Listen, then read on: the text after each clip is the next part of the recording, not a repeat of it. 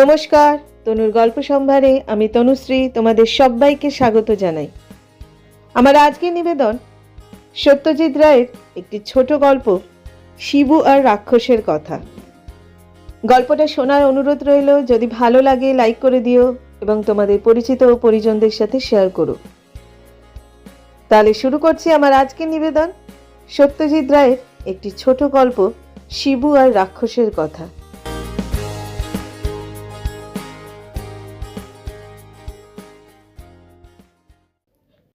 এই শিবু, এদিকে শোন। শিবুর স্কুল যাবার পথে ফটিকদা তাকে প্রায় এইভাবে ডাকে। ফটিকদা মানে পাগলা ফটিক। জয়নারায়ণ বাবুদের বাড়ি ছাড়িয়ে চৌমাথার কাছটায় যেখানে একটা পুরনো মরচে ধরা স্টিম রোলার আজ 10 বছর ধরে পড়ে আছে, তার ঠিক সামনেই ফটিকদার ছোট্ট টিনের চালওয়ালা বাড়ি। অষ্টপ্রহর দাওয়ায় বসে কি যে খুটুর খুটুর কাজ করে ফটিকদা, তা ওই জানে। শিবু শুধু জানে ফটিকদা খুব গরিব, আর লোকে বলে যে এককালে খুব বেশি পড়াশোনা করেই ফটিক পাগলা হয়ে গেছে। শিবুর কিন্তু তার একটা কথা শুনে মনে হয় যে তার মতো বুদ্ধিমান লোক খুব কমই আছে। তবে এটা ঠিক যে ফটিকদার বেশিরভাগ কথাই আজগবি আর পাকলেটে। হ্যাঁ রে, কাল চাঁদের পাঁচটা লক্ষ্য করেছিলি?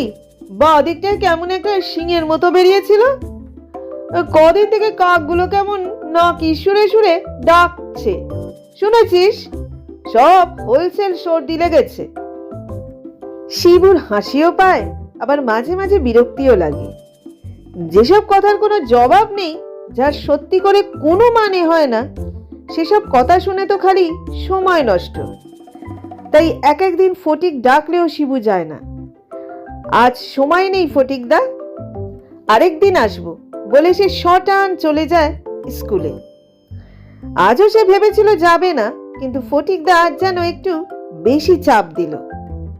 তোকে যা বলতে চাই সেটা না শুনলে তোর ক্ষতিই হবে।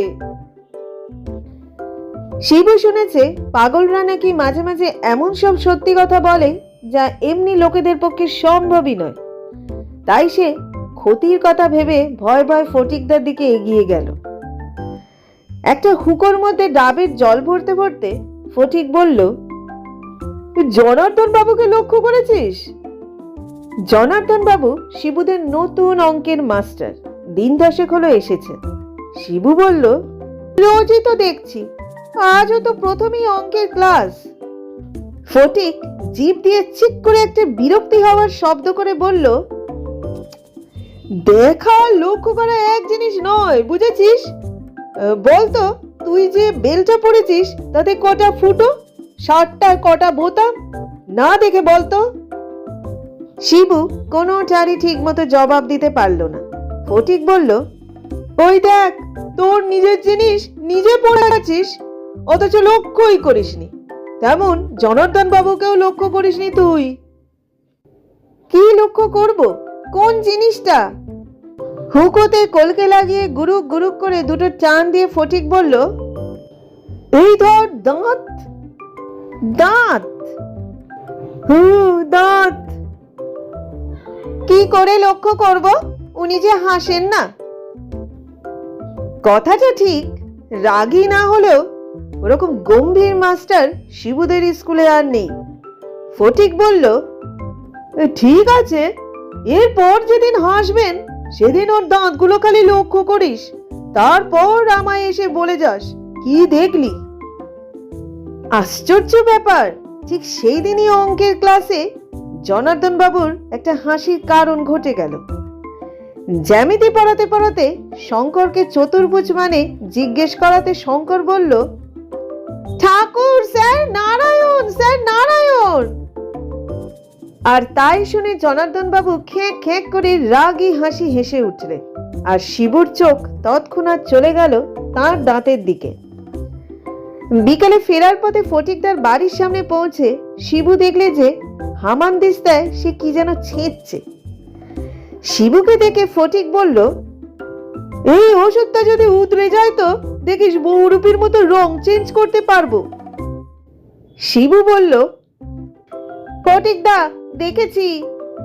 কি দেখেছিস? দাঁত। ও, কিরকম দেখলি? এমনি সব ঠিক আছে, খালি পানের দাগ আর দুটো দাঁত একটু বড়। কোন দুটো? পাশের, এইখানের। শিবু আঙুল দিয়ে দেখিয়ে দিল। ওখানের দাঁতকে কি বলে জানিস? কি? সদন্ত কুকুরের দাঁত। ও, এত বড় কুকুরের দাঁত মানুষের পাটিতে দেখেছিস আগে? না বোধহয়। কুকুরের দাঁত কাদের বড় হয় জানিস? কুকুরের।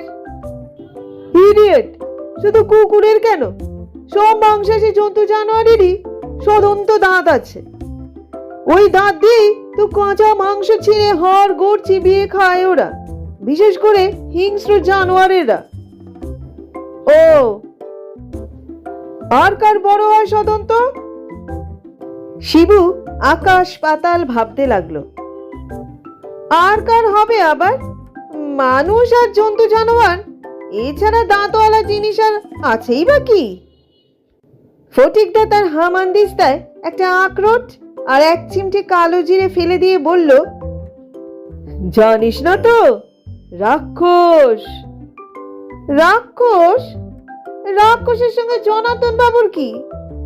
আর আজকে তিনি রাক্ষসের কথা কেন? সে তো ছিল রূপকথার বইয়ের পাতার মধ্যে।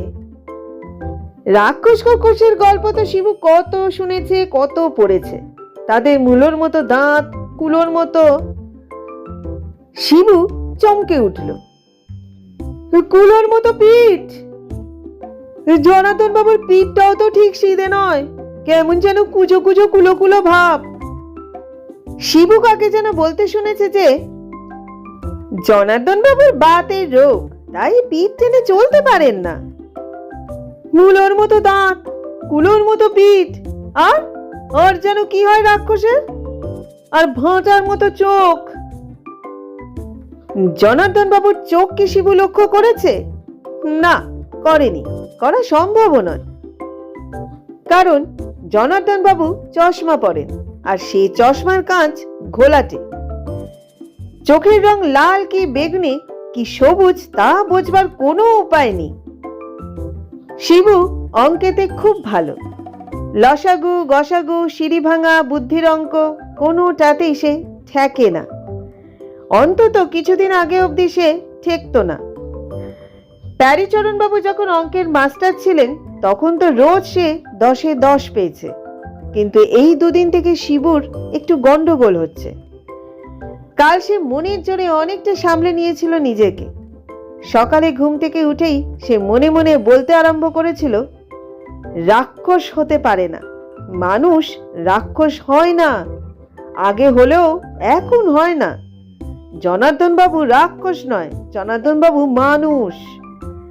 ক্লাসে বসে বসেও সে মনে মনে এই কথাগুলো আওড়াচ্ছিল। এমন সময় একটা ব্যাপার হয়ে গেল। জনার্দন বাবু ব্ল্যাকবোর্ডে একটা অঙ্ক লিখে কেমন জানি অন্যমনস্ক হয়ে তার চশমাটা খুলে সেটা সদরের খুঁট দিয়ে মুছতে লাগলেন। আর ঠিক সেই সময় তার সঙ্গে শিবুর চোকাচোকি হয়ে গেল। শিবু যা দেখলে তাতে তার হাত পা ঠান্ডা হয়ে গেল।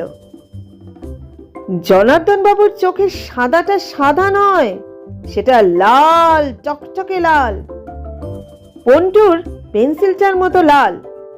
এটা দেখার পরে শিবুর পর পর 3টে অঙ্ক ভুল হয়ে গেল। এমনিতেই শিবু ছুটির পরে সোজা বাড়ি ফেরে না। সে প্রথমে যায় মিত্তিরদের বাগানে।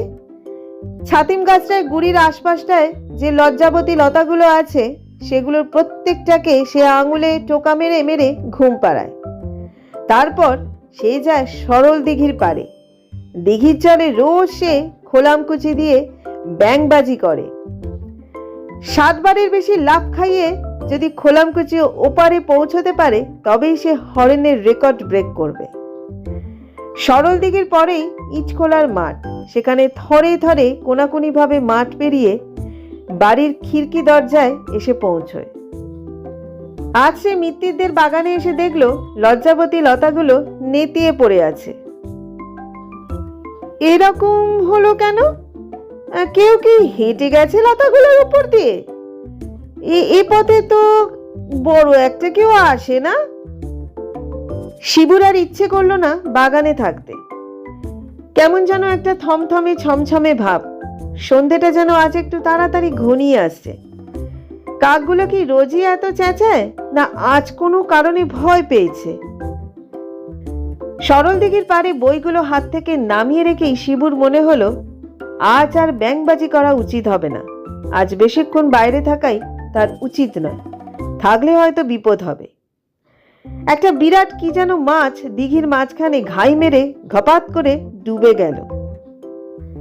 শিবু বইগুলো হাতে তুলে নিল। ওপারের অসত্য গাছটায় বাদুরগুড়ি ঝুলে গাছটা একেবারে কালো করে দিয়েছে। একটু পরেই ওদের ওড়ার সময় হবে। ফটিকদা বলেছে বাদুরের মাথায় কেন রক্ত ওঠে না সেটা একদিন বুঝিয়ে দেবে। জামরুল গাছটার পেছনের ঝোপড়াটায় থেকে একটা তক্ষক ডেকে উঠল, খস খস খস। শিবু বাড়ির দিকে রওনা দিল। ইটখোলার কাছাকাছি আসতেই সে দেখতে পেল জনার্দন বাবুকে। ইটের পাজাগুলোর হাত বিশেক দূরেই একটা কুল গাছ, তার পাশেই দুটো ছাগলছানা খেলা করছে।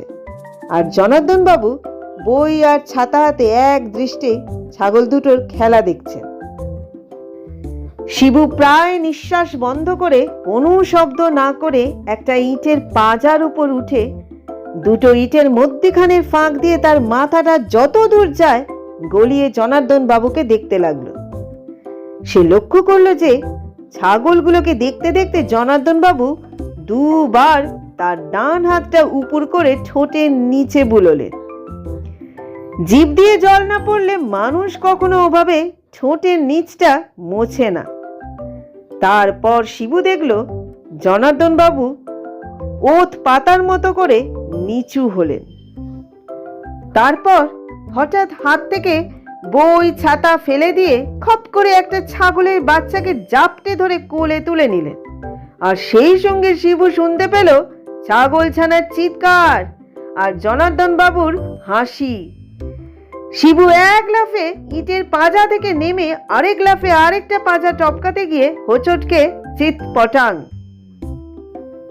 কে ওখানে? কোনো মতে নিজেকে সামলে নিয়ে উঠতে গিয়ে শিবু দেখে জনার্দন বাবু হাত থেকে ছাগল নামিয়ে তার দিকে এগিয়ে আসছেন। কে? শিবরাম, চোট পেয়েছো নাকি? ওখানে কি করছিলে? শিবু কথা বলতে গিয়ে দেখলো তার গলা শুকিয়ে গেছে।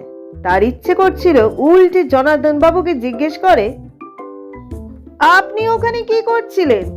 আপনার কোলে ছাগল কেন? আপনার জিভে জল কেন? জনার্দন বাবু শিবুর কাছে এসে বললেন, ধরো, আমার হাত ধরো। শিবু কোনো মতে হাত না ধরেই উঠে দাঁড়ালো। তোমার বাড়ি তো কাছেই না? হ্যাঁ হ্যাঁ স্যার।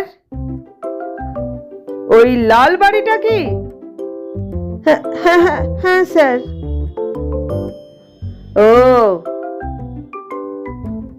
আমি যাই স্যার। ও কি রক্ত নাকি? শিবু দেখলো তার হাঁটু ছড়ে গিয়ে সামান্য একটু রক্ত চুইয়ে পড়ছে। আর জনার্দন বাবু এক দৃষ্টে সেই দিকে চেয়ে রয়েছে, আর তার চশমার কাঁচ দুটো জলজল করছে। আমি যাই স্যার। শিবু কোনো মতে বইগুলো খচমচিয়ে মাটি থেকে তুলে নিল। শোনো শিবরাম। জনার্দন বাবু এগিয়ে এসে শিবুর পিঠে একটা হাত রাখলেন। শিবুর বুকে কে যেন দুর্মুষ পিটতে লাগলো। তোমাকে একা পেয়ে ভালোই হয়েছে। একটা কথা তোমায় জিজ্ঞেস করব ভাবছিলাম। তোমার অঙ্কের ব্যাপারে কোনো অসুবিধা হচ্ছে কি? আজ এত সহজ সহজ অঙ্ক ভুল হলো কেন? যদি কোনো অসুবিধা হয় তো ছুটির পর আমার বাড়িতে এসো না, আমি তোমায় দেখিয়ে দেবো। অঙ্কেতে যে ফুল মার্কস পাওয়া যায়, পরীক্ষায় ভালো করতে হলে অঙ্কতে তো ভালো করতেই হবে। তুমি আসবে আমার বাড়ি? শিবু কোনো মতে 2 পা পিছিয়ে জনার্দন বাবুর হাত পিঠ থেকে সরিয়ে নিয়ে ঢোক গিলে বলল,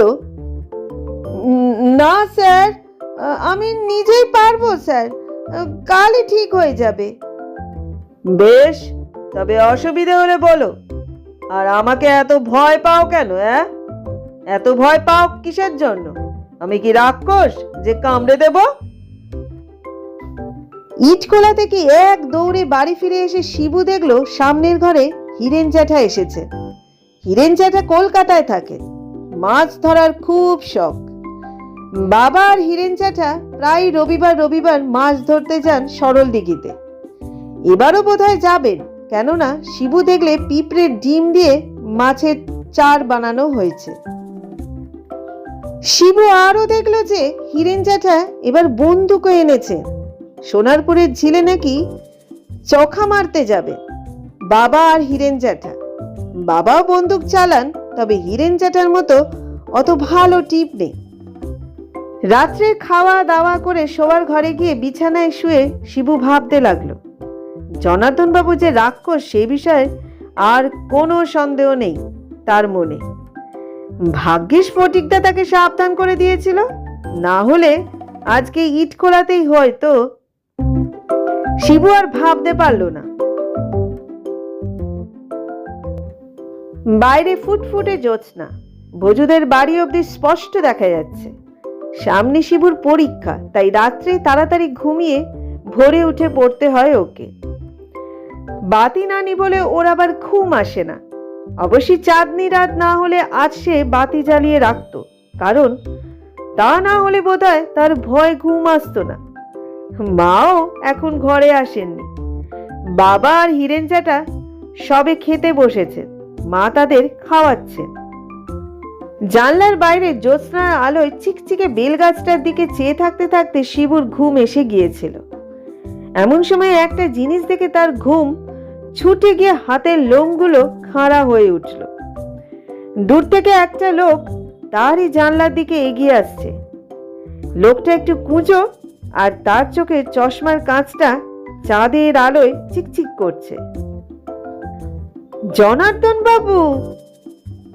শিবুর গলা আবার শুকিয়ে এলো। জনার্দন বাবু পা টিপে টিপে বেলগাছটা পেরিয়ে ক্রমশ তার জানলার খুব কাছে এসে দাঁড়ালেন।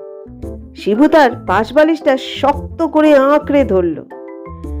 কিছুক্ষণ এদিক ওদিক চেয়ে একটু ইতস্তত করে জনার্দন বাবু ডেকে উঠলেন, শিবরাম, আছো? এ কি, গলাটা এমন খোনা কেন জনার্দন বাবুর? রাত্রিরে কি তার রাক্ষসে ভাবটা আরো বেড়ে যায়? আবার ডাক এলো, শিবরাম। এবারে শিবুর মা দাওয়া থেকে বলে উঠল, শিবু, বাইরে কে ডাকছে যে? এর মধ্যে ঘুমিয়ে পড়লি নাকি? জনার্দন বাবু জানলা থেকে অদৃশ্য হয়ে গেলেন। মিনিট খানেক পর শিবু তার গলা শুনতে পেল। শিবরাম তার জ্যামিতির বইটা ইটখোলায় ফেলে এসেছিল।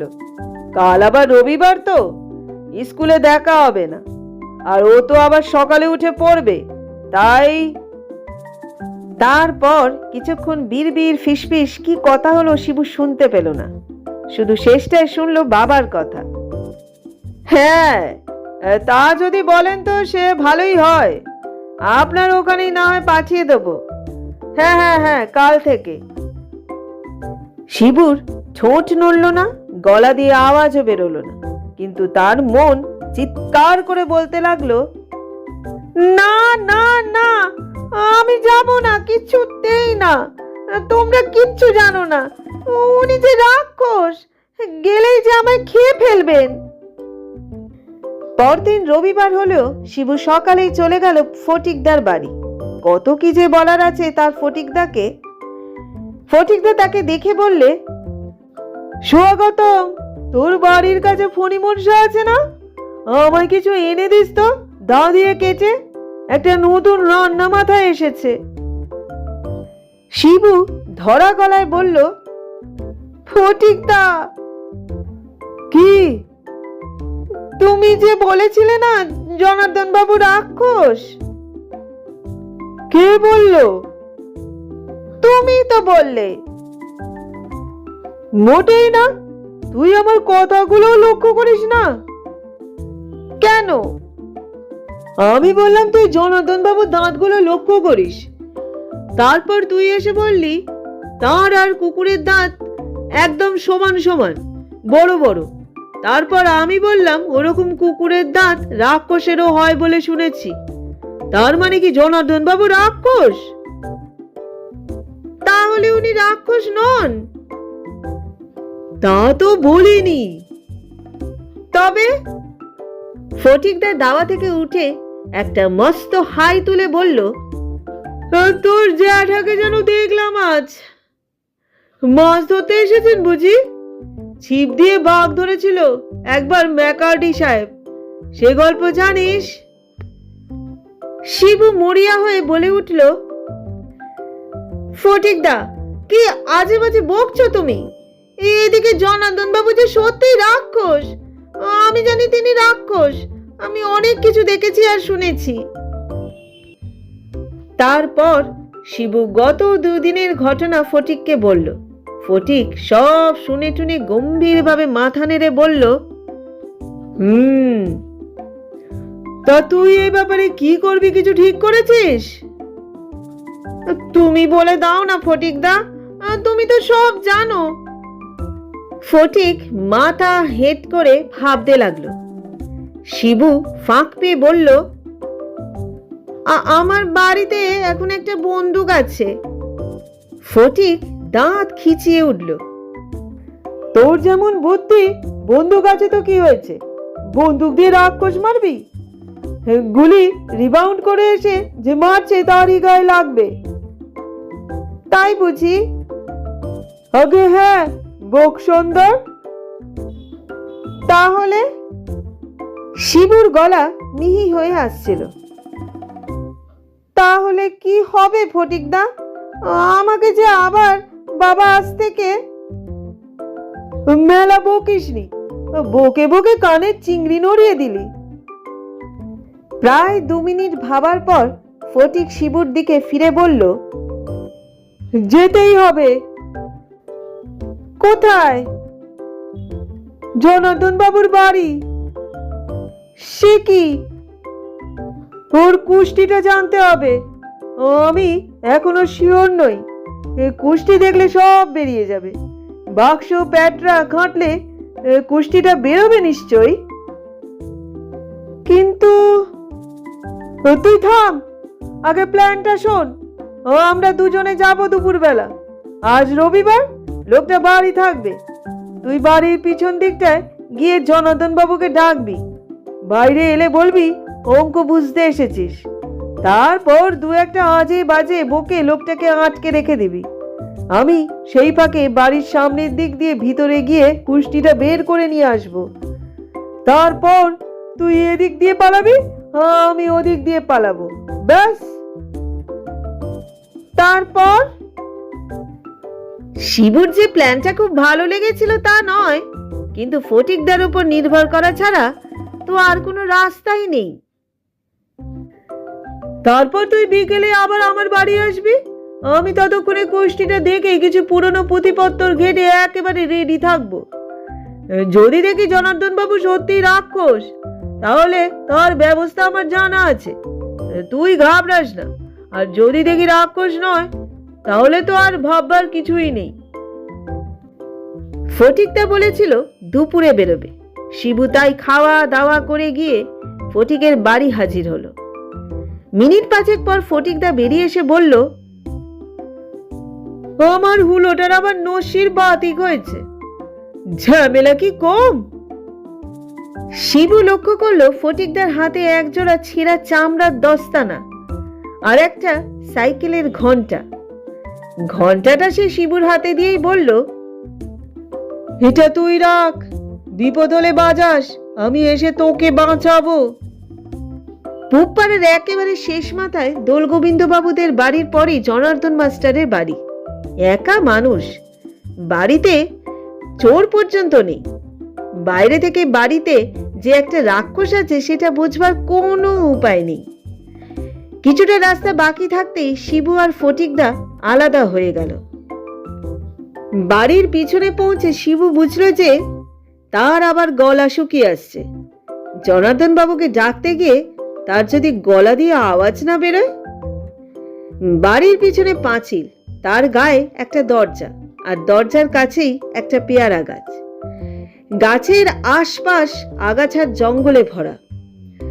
শিবু পা টিপে টিপে এগিয়ে গেল, আর বেশি দেরি করলে কিন্তু ওদিকে ফটিকদার সব ভন্ডুল হয়ে যাবে। আরেকটু বেশি সাহস পাবার জন্য শিবু পেয়ারা গাছটায় একটা হাত দিয়ে ভর করে মাস্টারমশাই বলে ডাকতে যাবে, এমন সময় একটা খচ মচ শব্দ পেয়ে সে চমকে নিচের দিকে চেয়ে দেখে একটা কাল ভৈরবী লতার ঝোপের ভিতর থেকে একটা গিরগিটি চলে গেল। আর গিরগিটিটা যেখান দিয়ে গেল তার ঠিক পাশেই সাদা সাদা কি যেন পড়ে রয়েছে। একটা বাঁশের কঞ্চি দিয়ে ঝোপটা ফাঁক করতেই শিবুই দেখল, সর্বনাশ, এই যে হাড়, জন্তুর হাড়। কি জন্তু? বেড়াল না কুকুর না ছাগল? কি দেখছো ওখানে শিবরাম? শিবু শীত দ্বারায় একটা বিদ্যুৎ খেলে গেল। সে পিছন ফিরে দেখলো জনার্দন বাবু খিড়কি দরজা ফাঁক করে গলা বাড়িয়ে তার দিকে অদ্ভুত ভাবে চেয়ে আছে। কিছু হারিয়েছ নাকি? না স্যার, আমি। তুমি কি আমার কাছেই আসছিলে? নাহলে পিছনে দরজা দিয়ে কেন? এসো, ভিতরে এসো। শিবু পিছুতে গিয়ে দেখলো তার একটা পা লতায় জড়িয়ে গেছে। আমার আবার কাল থেকে একটু সর্দি জ্বর হয়েছে। রাত্রে আবার তোমার বাড়ি গেলাম তো, তুমি তখন ঘুমাচ্ছিলে। শিবুর এত তাড়াতাড়ি পালানো চলবে না, ওদিকে ফটিকদার যে কাজই শেষ হবে না। মাঝখান থেকে হয়তো সে ধরাই পড়ে যাবে। একবার মনে হলো ঘন্টাটা বাজাবে, তারপর মনে হলো এখনো তো সত্যি করে তার বিপদ কিছু হয়নি, ফটিকদা হয়তো রেগেই যাবে। তুমি নিচু হয়ে কি দেখছিলে বলো তো? শিবু চট করে কোনো উত্তর পেল না। জনার্দন বাবু এগিয়ে এসে বললেন, জায়গাটা বড় ময়লা, ওদিকে না যাওয়াই ভালো।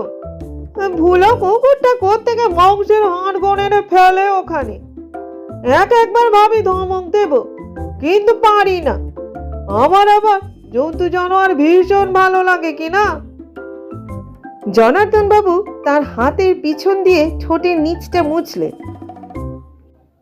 তুমি ভিতরে চলো শিবু, তোমার অঙ্কের ব্যাপারটা। আর দেরি নয়, শিবু আজ থাক কাল আসবে বলে উল্টো মুখ হয়ে এক দৌড়ে মাঠ পেরিয়ে, রাস্তা পেরিয়ে, নীলুর বাড়ি, কার্তিকের বাড়ি, হরেনের বাড়ি পেরিয়ে একেবারে সাবাবুদের পোড়া বাড়ির গেটে রোয়াকে এসে বসে হাঁপ ছাড়ল। আজকের ব্যাপারটা সে কোনো দিন ভুলবে না। তার যে এত সাহস হতে পারে সে নিজেই ভাবতে পারেনি।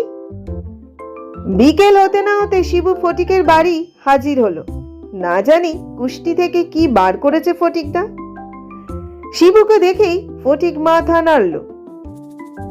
সব গোলমাল হয়ে গেছে রে। কেন ফটিকদা, কুষ্টি পাওনি? তা পেয়েছি। তোর অঙ্কের মাস্টার যে রাক্ষস সে বিষয়ে কোনো সন্দেহ নেই। শুধু রাক্ষস নয়, পিরিন্ডি রাক্ষস। সাংঘাতিক ব্যাপার। এরা পুরোপুরি রাক্ষস ছিল 350 পুরুষ আগে, কিন্তু এত তেজ যে একটা হাফ রাক্ষস এখনো বেরিয়ে পড়ে এদের মধ্যে। পুরো রাক্ষস তো এখন সভ্য দেশে কোথাও নেই, আছে আফ্রিকার কোনো কোনো অঞ্চলে আর ব্রাজিল, বর্নিও এইসব জায়গায়।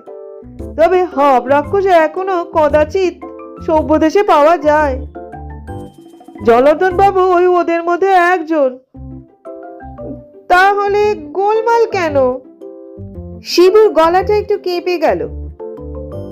ফটিকদা হাল ছেড়ে দিলে সে চোখে অন্ধকার দেখবে। তুমি যে সকালে বললে তোমার ব্যবস্থা জানা আছে। আমার জানা নেই এমন জিনিস নেই। তবে? ফটিকদা একটু গম্ভীর হয়ে গেল, তারপর বলল, মাছের পেটে কি থাকে?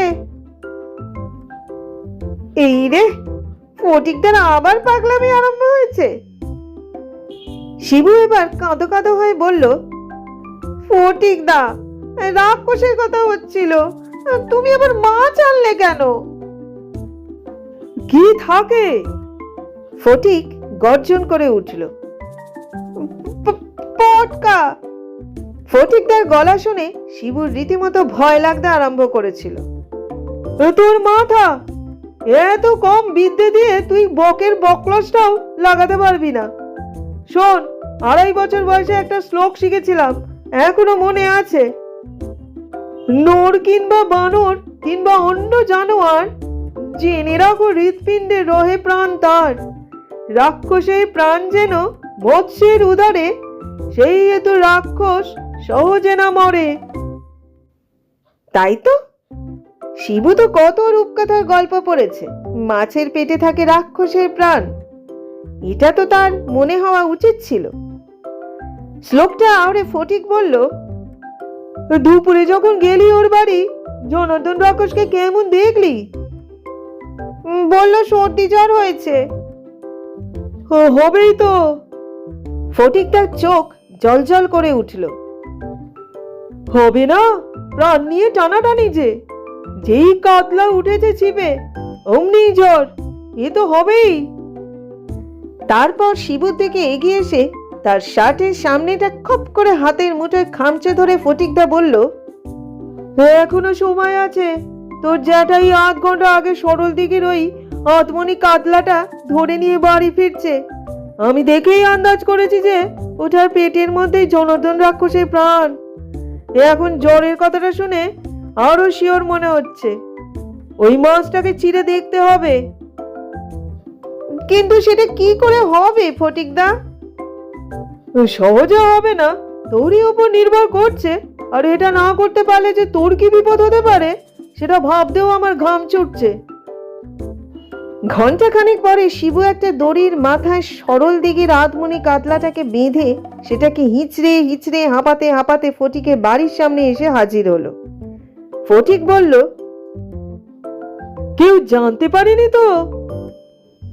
না, বাবা চান করছিলেন, জ্যাঠামশাই শ্রীনিবাসকে দিয়ে দলাই মালাই করাচ্ছিলেন, আর মা সন্ধে দিচ্ছিলেন। নারকেলের দড়ি খুঁজতে দেরি হলো। আর উফ, যা ভারী। কুছ পরোয়া নেই, মাসল হবে। ফটিক মাছ নিয়ে ভিতরে চলে গেল। শিবু ভাবল, কি আশ্চর্য বুদ্ধি আর জ্ঞান ফটিকদার।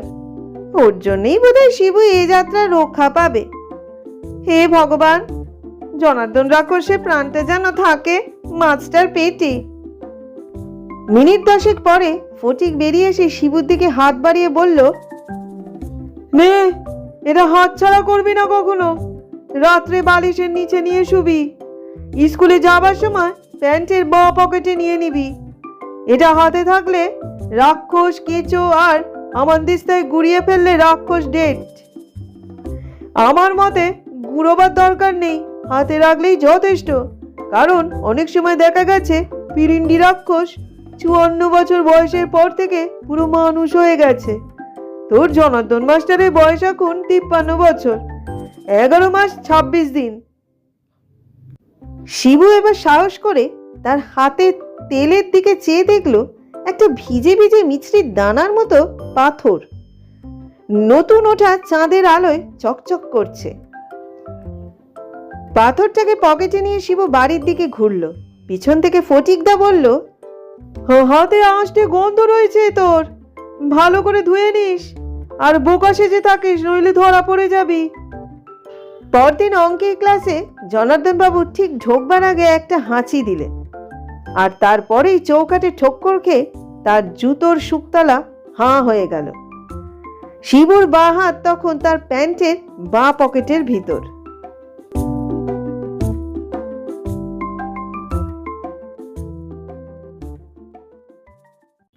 এতক্ষণ তোমরা শুনলে সত্যজিৎ রায়ের একটি ছোট গল্প, শিবু আর রাক্ষসের কথা। গল্পটা কেমন লাগলো জানিও। নতুন গল্পের আপডেট পেতে হলে আর যদি আমাদের গল্পগুলো তোমাদের ভালো লাগে এবং আমাদেরকে যোগ্য মনে হয়, যারা এখনও সাবস্ক্রাইব করনি তারা প্লিজ সাবস্ক্রাইব করে আমাদের পাশে থেকো। আজকের মতো বিদায় নিচ্ছি, খুব শিগগিরই ফিরবো নতুন আরেকটা গল্প নিয়ে। সবাই ভালো থেকো, সুস্থ থেকো এবং অবশ্যই সাবধানে থেকো।